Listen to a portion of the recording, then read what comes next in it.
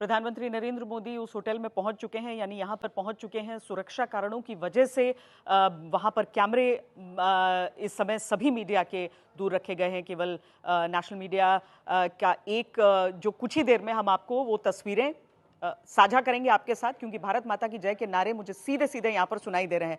लेकिन भारत माता की जय के इस नारे के साथ ही जनरल मेस्टन, सवाल एक उठ खड़ा होता है कि चीन रूस सबसे दोस्ती होगी नहीं होगी, कितना संदेह, क्या, वो सारी चीजें अपनी जगह हैं। लेकिन इसी एससीओ का एक और सदस्य है और वो है पाकिस्तान। और उसी के साथ ये कोण शुरू हो जाता है कि पाकिस्तान को किस तरीके से चीन ने मदद की थी अभी जब ऑपरेशन सिंदूर था। इन चीजों को किस तरीके से इस समय भारत को रखना होगा, ये दो रिश्ते जो कि आंखों के सामने हैं, वो किस तरीके से उलझे हैं, ये तो चीन भी जानता है। श्वेता, बिल्कुल। देखिए, आपने बड़ा उचित सवाल उठाया है। पहली बात, भारत किसी भी हालात में चीन को और पाकिस्तान को इकट्ठा होने हमारे हित में नहीं है, क्योंकि इनकी अगर मिलिट्री अलायंस या कोई भी अलायंस होता है वो हमारे नेशनल इंटरेस्ट और सिक्योरिटी इंटरेस्ट में नहीं है। तो भारत के पास ऑप्शन क्या है? देखिए, पाकिस्तान तो हमारा स्टेटेड दुश्मन है, और वो शुरू से, जब से वो कंसीव हुआ 1947 से आज तक भारत पे उसने इतने हमले किए हैं, टेररिज्म करता आ रहा है, वो उसकी स्टेट स्पॉन्सर्ड पॉलिसी है।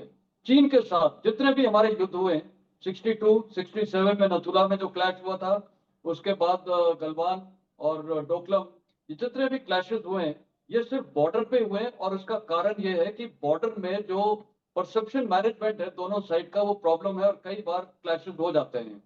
मेरे को लगता है अभी जो ये हमने एक भारत और चीन ने मिलकर WMCC, जो working mechanism for consultation and coordination किया है, और इफेक्टिव बॉर्डर मैनेजमेंट के लिए भी पीस एंड ट्रैंक्विलिटी, ये जो टॉक्स चल रही हैं, और खासकर जो जनरल लेवल मैकेनिज्म भी अभी शुरू किया। पहले ये सिर्फ वेस्टर्न सेक्टर में था, 14 कोर में शुरू हो गया था। अब इन्होंने बोला है कि ईस्टर्न सेक्टर और मिडिल सेक्टर में भी किया जाएगा।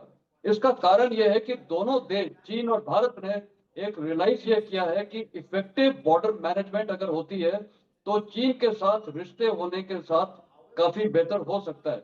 अब दो इश्यूज हैं इसमें, एक है इफेक्टिव बॉर्डर मैनेजमेंट, और दूसरा है कि बॉर्डर्स को वंस एंड ऑल फॉर उसको रिजॉल्व करना। पहला स्टेप है इसको इफेक्टिव बॉर्डर मैनेजमेंट करना, जिसमें अभी ज्वाइंट पेट्रोलिंग है, कहीं कहीं बफर जोन बना दिए हैं। ये यही कारण है कि यहाँ पर कोई क्लैश नहीं होना चाहिए, और जब तक क्लैश नहीं होगा तो रिलेशन अच्छे रहेंगे, फिर ट्रेड वगैरह सब शुरू होगा। साथ में पाकिस्तान भी इस प्रकार थोड़ा सा, मैं आइसोलेट तो नहीं बोलूंगा, चीन और पाकिस्तान की ये जो एक मित्रता है वो शायद थोड़ी सी अभी फीकी पड़ सकती है। अगर भारत चीन के साथ अच्छी बॉर्डर मैनेजमेंट करे तो मेरे ख्याल जो अभी ये सेक्रेटरी, ये जो वांगी और NSA के बीच में ये कई टॉक्स हो रखी हैं, जो स्पेशल रिप्रेजेंटेटिव्स हैं, फिर ये WMCC, फिर जनरल लेवल मैकेनिज्म, मेरे को लगता है इस पे काफी प्रभाव होगा। और ट्रुप्स को भी इंस्ट्रक्शन दिए जाएंगे दोनों तरफ में बॉर्डर के, कि वहां पर कोई क्लैश नहीं होना चाहिए, क्योंकि जितने भी युद्ध हुए हैं वो सिर्फ बॉर्डर के परसेप्शन के ऊपर ही हुए हैं।